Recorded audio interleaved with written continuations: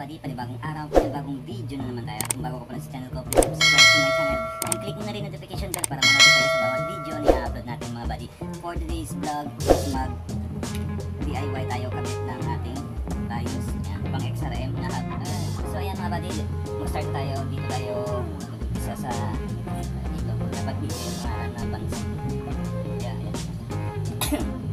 So ito yung tayos natin, yung gagamitin natin is chrome plated na Daya. Yan, Daya na brand. So let's go. So separate muna natin. Separate muna natin. O Daya Racing. Yan, shout out. Separate muna natin yung kanyang inner tapos outer na tayos.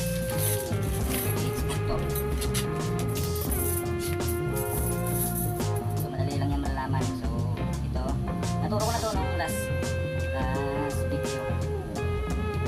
So meron nakatingala. Nakaseparate na pala.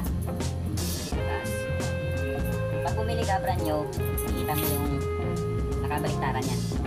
Kaya piliin mo lang kung saan ang yung itaas at sa baba.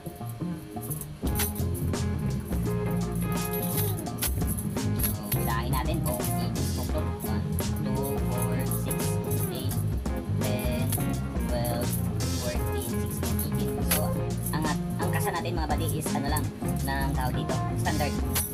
15 out lang. So, let's go.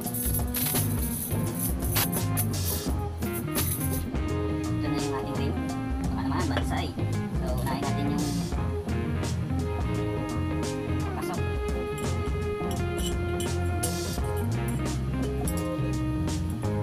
Tandaan nyo lang ng isang butas yung pagitan.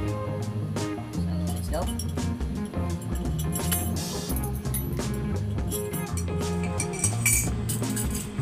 Sana ma-perfect natin ito.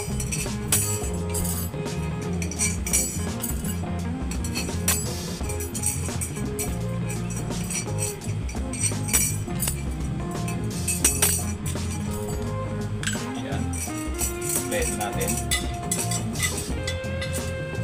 yung natin, yung palatandaan dito tayo magpisa sa tawag dito sa may pito, nalalagyan ng interior.